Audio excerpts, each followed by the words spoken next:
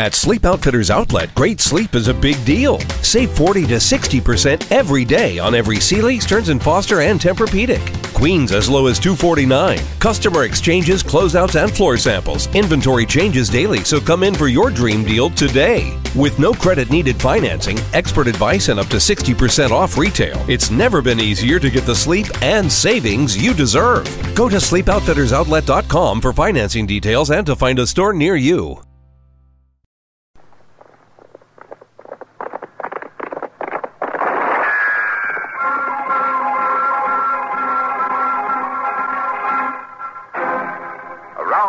City and in the territory on west, there's just one way to handle the killers and the spoilers, and that's with a U.S. Marshal and the smell of Gunsmoke.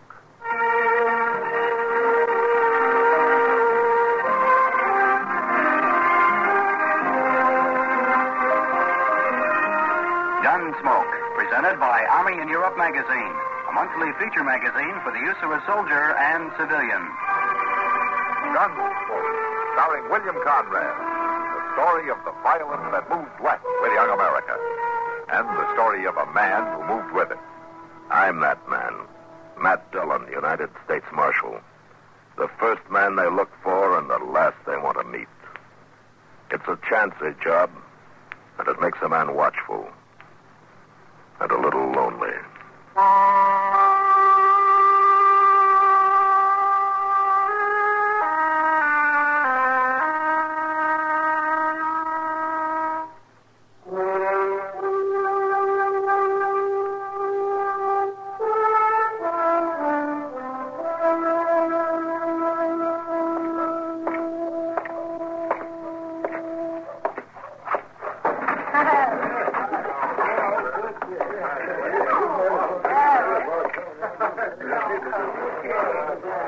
Hello, Chester. Well, I was just this minute coming over to the office, Mr. Dillon, and I had me a little glass of beer. Oh? Well, that sounds like a pretty good idea. I'll have one with you. Can I have a beer, please? Sure, Marshal. What's the matter with Kitty over there? Isn't she speaking to us this evening? Well, she ain't speaking to nobody, hardly. Here you are. Ah, thanks. She's been sitting there with her nose in that book ever since I come in here. A book? Kitty? We'll have to look into this. Hello, Kitty. Hello, Matt. Chester. Miss Kitty? Sit down. Thank you. Oh, I didn't see you come in. Oh, you were too wrapped up in that thing there. It's not a thing. It's a book of poetry. Poetry? Sure. That young Boston fellow that came through last week left it here. Oh? It's poems by Tennyson. I never knew words could be so beautiful, Matt. Here, listen to this. Here are cool mosses deep, and through the moss the ivies creep. And in the stream the long-leaved flowers weep, and from the craggy ledge the poppy hangs and sleeps. That sounds so nice, Miss Kitty. Yeah. That's quite a place he's describing, Kitty. Wherever it is. Well, it's sure enough God's city. Well, you could leave, you know, and find some place like that poem is about. Oh, no, I won't. You know that. I don't even try anymore. Yeah. Marshal Sam Lackett's whopping his wife again. Something awful. They're right out here. All right. I'll be back with that beer in a minute, Kitty. Sure, Matt. I'm to beat some sense into you if I have to break every bone in your body. Sam, please. All right, Lackett, that's enough. Now, you just stay out of this, Marshal. What's between a man and his woman ain't nothing for the law to poke into. Marshal, She'd stay home like she ought to do. She wouldn't have no complaint. I don't aim to have you lose all the egg money on gambling and drink. Shut up, or I belt your teeth out of your head. Don't hit her again. I've already told you, Marshal. It ain't none of the law's business. Well, a few days in jail might change your mind about that. Jail? You jail a man just for keeping order in his own household? I'll jail any man for beating a woman. You can't jail me. I can if she signs a complaint. Oh, no, Marshal. I wouldn't do nothing like that. You just let me catch you signing a complaint. Miss Lackett, This isn't the first time he's hit you, and it's more likely won't be the last, unless he learns that he can't get away with it. Oh, no, I wouldn't want to sign no complaint. 6 months ago, when Doc set those broken fingers for you, didn't Sam do that? She's a liar if she says so. No, it was the gate on the corral. One of the calves was trying to get out. Oh? Well, you told Doc you dropped a piece of stove wood on it. Well, I don't remember. Well, what you better remember is where you left the wagon. Go get it. Get back out to the place. I'll have more to say to you later. All right, Sam. I'll go. Ms. Lackett, you know you don't have to put up with any more of this. Now, if you want to sign a complaint, I'll see that you're protected. No, Marshal, it's all right. I'll go. Yeah. Maybe that'll learn you not to butt into a man's personal affairs more. I'll butt in if you hit her again. I'm warning you.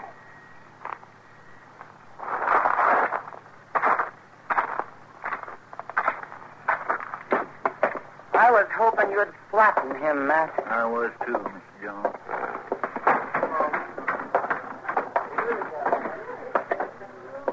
Give me a glass of rye, bartender. Yeah, sure, Marshal. Poor little gal. Matt, you remember Hester when she first came here from the east? Yeah? Some of the girls helped me, and we made her a wedding dress out of some linen tablecloths, all white. She's as pretty as a picture. Well, she sure ain't very pretty now. After the way he treated her, no. Well, Sam's had a lot of bad luck, Chester. 2 years of crop failures. Lost most of his herd from blackwater fever. Is that her fault? No. But it makes a man kind of short-tempered. Those two are heading for something bad, Matt. I'll give you odds. How about it? No, Kitty. I won't take that bet.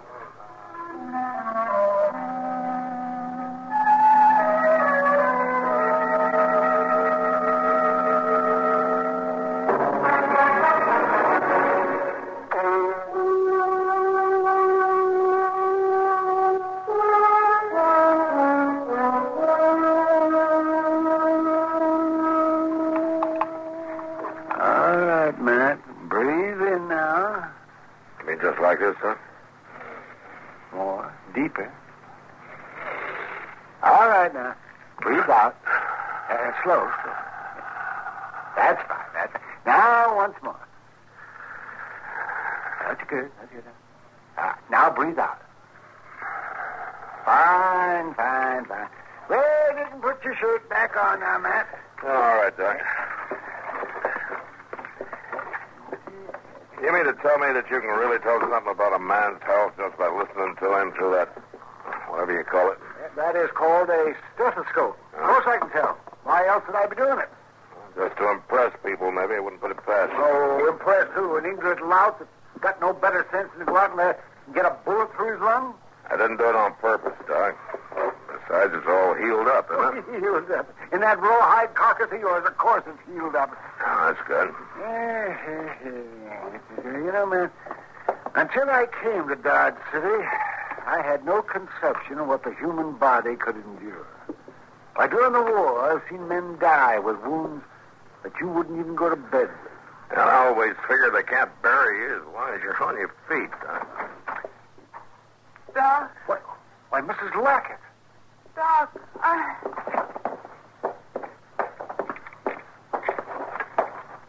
Doc, she's been beaten half to death.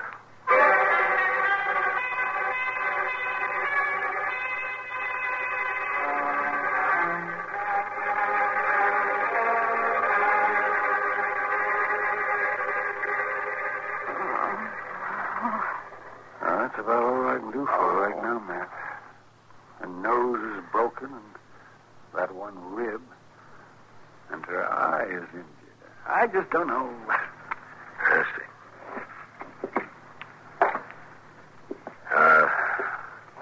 You feel like telling me what happened, ma'am? I don't know, Marshal. Nothing, I guess. Miss Lackett, I wouldn't call it nothing when you were hurt so bad that you could hardly crawl up those stairs. It don't matter. Nothing does anymore. Now, how did it happen? I don't remember, Marshal. I just don't remember. It was Sam, wasn't it? No. No, I fell off the wagon. Oh, now, all this didn't happen from a fall. You may as well tell me, Miss Lackett. I'm going to find out one way or the other. Now, was it Sam? He'd kill me for telling you. He said he would. He won't hurt you. I'll see to that. I thought he was going to tonight. It seems like he just keeps getting more mean and cruel. Tonight I know he'd really killed me if I hadn't gotten away. He's not going to kill anybody. Now, look, you just signed a complaint, and I'll take care of him. It's just all so different when we got married. Him and the way the world looked. Everything is different. Miss Laird, maybe that's enough talking for now. I used to think back on it lots of times, laying awake at night, listening to the coyotes across the prairie. I don't do that much no more, but I used to. Like when we were first married. He was so kind and gentle.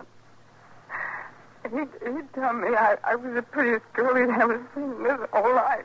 Now, Miss Lackett, He'd want me to put on my good dress and when we'd sit in the porch in the evenings and wear my brooch with the pearls, he'd pin it on me himself and I would always laugh because he was so clumsy and he couldn't.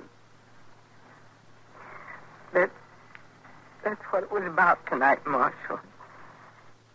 He wanted that brooch to bring into town and sell, but I wouldn't tell him where it was. What is it?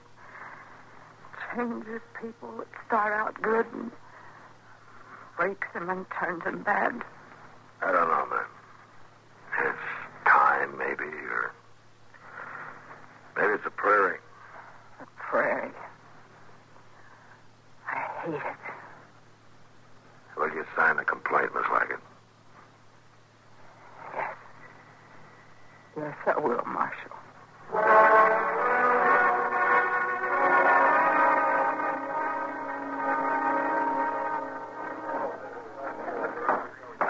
right, everybody, quiet down. Court's in session. I don't have much time. I rode in yesterday, ride out again tonight, so it don't matter whether you got business with this court or if you just come in off the street to loaf. Long as you're here, you got to show proper respect so we can get on with the cases. And let's see now. Here's the first thing you got here is a case of wife beating Sam Lackett. Preliminary hearing is Sam in court. Yes, sir, he is, Your Honor. I just brought him over from the jail. I ain't done nothing, Judge. Sam, you'll get your chance to speak your piece. From what I hear about you, you're overdoing court anyhow. Is Marshal Dillon here? Chester, where's Matt? Well, I don't know, sir. I figured he'd be here, but now... Sure, we can't start this without him.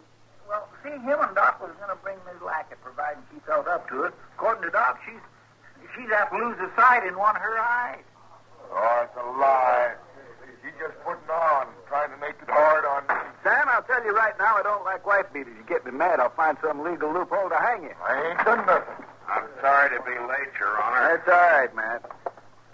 Doc wasn't even too sure Miss Lackett was in any condition to come here, but she insisted that she was. She ought to be in bed. He's going to tell you a bunch of lies. All right, let's get on with it then. I'll read the complaint here, and then we'll see what we've got to go on.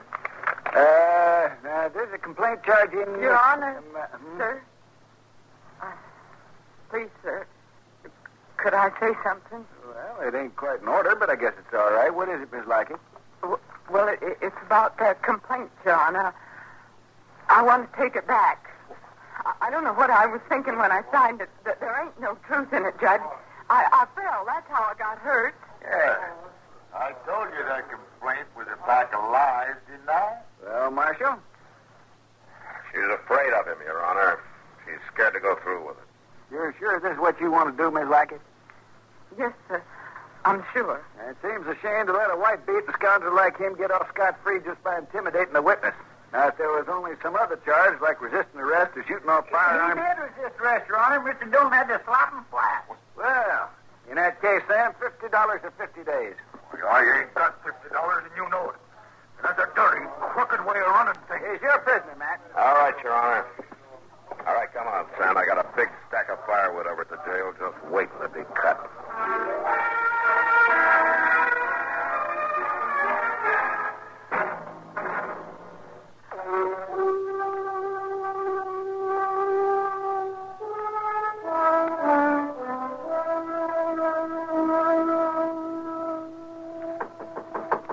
It's not locked. Come on in.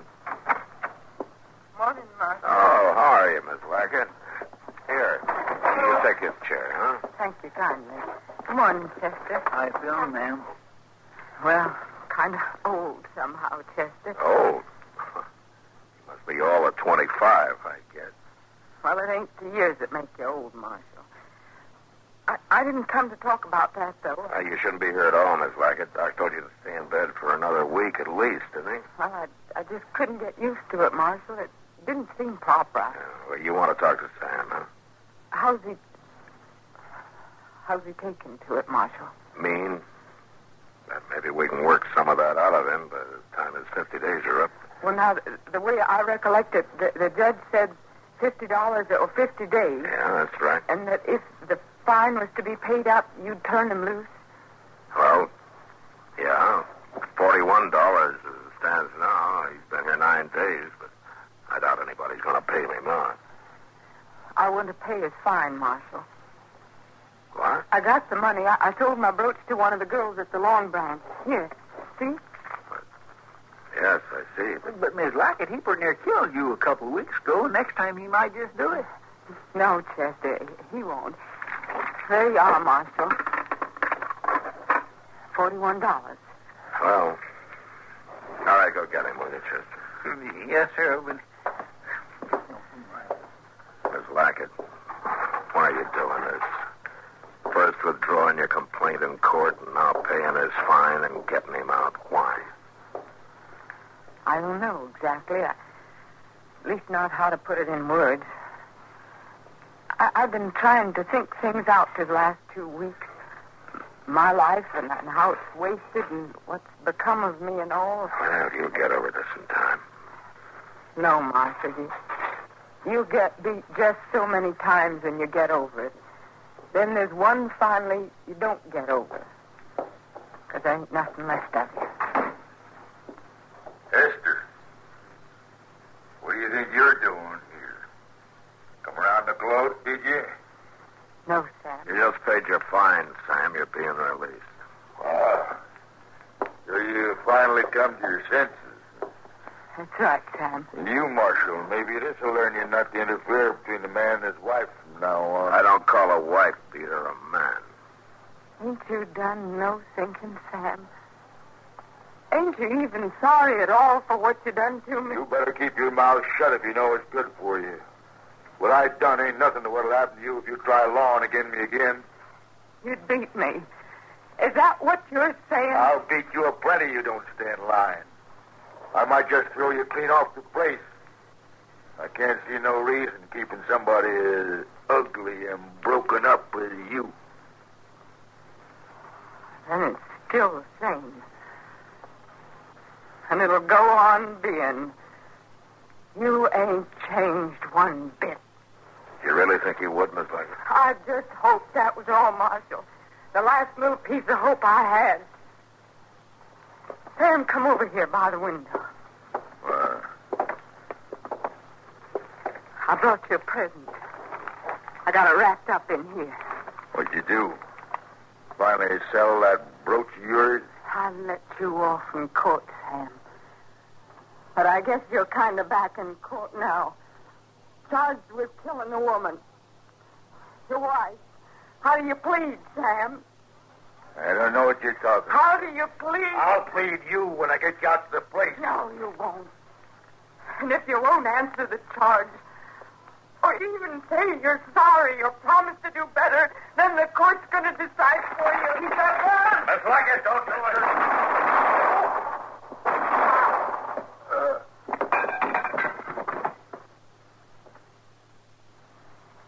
You're guilty, Sam.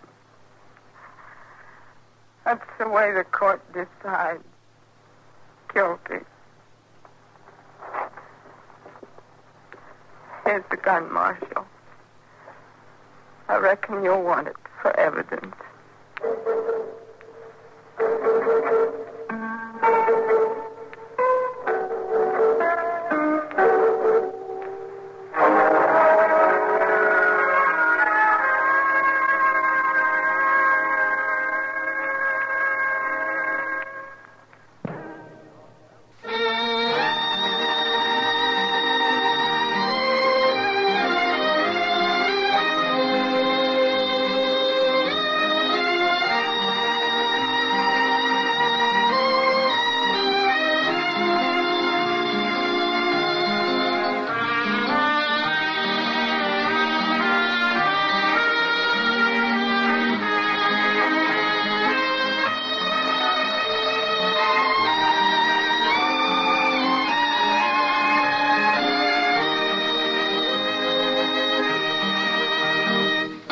Gunsmoke, produced and directed by Norman Macdonnell, stars William Conrad as Matt Dillon, U.S. Marshal. The script was specially written for Gunsmoke by Les Crutchfield, with editorial supervision by John Meston.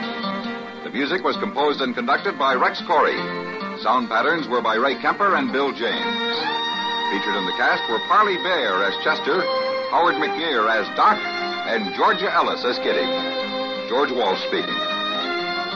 Join us again next week for another specially transcribed story on Gunsmoke. This is the United States Armed Forces Radio and Television Service.